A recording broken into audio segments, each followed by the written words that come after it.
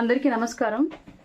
నిన్న నేను ఒక యూట్యూబ్ ఛానల్ లైవ్లో మాట్లాడుతూ పలానా వాళ్ళకి టికెట్లు రాలేదేంటి అని నన్ను అవతల యాంకర్ అడిగినప్పుడు, విడివాడ అన్నయ్య గారి పేరు కూడా తీసుకొచ్చి అడిగినప్పుడు నేను జనరలైజ్డ్గా అవతల వైసీపీ పార్టీ అభ్యర్థి యొక్క సామర్థ్యాలు, ఆర్థిక సామర్థ్యాలను బేస్ చేసుకుని మేబీ ఈయనకి ఒకవేళ వచ్చి ఉండకపోవచ్చేమో, అక్కడ టీడీపీ అభ్యర్థి ఏమన్నా వైసీపీ అభ్యర్థిని ఢీకొట్టే స్థాయిలో ఉన్నాడేమో అని చెప్పేసి ఒక మాట అనడం జరిగింది.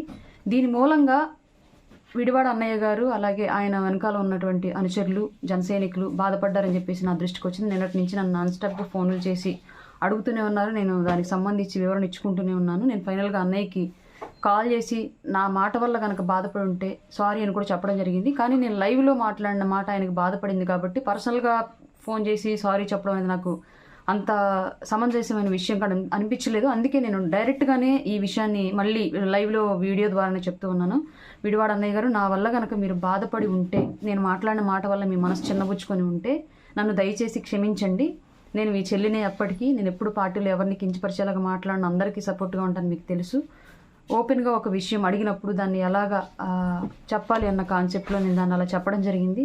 ఏది ఏమైనా మీకు బాధ కలిగి ఉంటే మాత్రం డెఫినెట్గా క్షమించండి నన్ను. మీ చెల్లిగా ఎప్పుడు మిమ్మల్ని ఓపెన్గా క్షమాపణ అడగడానికి నేను ఏమాత్రం చిన్నబుచ్చుకోను.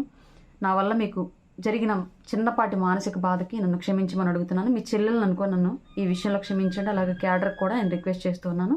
నేను వాంటెడ్గా ఎప్పుడు ఎవరిని ఇబ్బంది పెట్టను, ఎవరిని బాధ పెట్టను. ఇది నాకు అనుకోకుండా కనుక జరిగి దానివల్ల బాధపడి ఉంటే మాత్రం నన్ను క్షమించండి. మీరు కూడా మీ చెల్లెలను అనుకొని నన్ను క్షమించండి.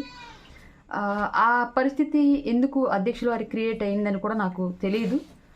దానికి కూడా నేను చాలా బాధపడుతున్నాను. అంతమంది ముందు ఓపెన్గా హామీ ఇచ్చి మళ్ళీ ఆ నిర్ణయం తీసుకోగలిగారంటే ఏం జరిగిందనేది ఎవరికి తెలియని విషయం కాబట్టి, అక్కడ పార్టీని డిపెండ్ చేసుకోవాల్సిన బాధ్యత అధికార ప్రతినిధిగా నాకు ఉంది కాబట్టి అందులో భాగంగా నేను మాట్లాడడం జరిగింది. ఈ విషయం అందరికీ తెలియాలి. ఆయన నా వల్ల బాధపడ్డందుకు మళ్ళీ నేనే ఆయన్ని క్షమాపణ అందరి ముందు అడుగుతున్నానని చెప్పేసి తెలియజేసుకుంటున్నాను. అన్నయ్య, మళ్ళీ ఇంకొకసారి అడుగుతున్నాను, విడివాడ రామచంద్రరావు అన్నయ్య, దయచేసి నా వల్ల మీరు బాధపడి ఉంటే క్షమించండి.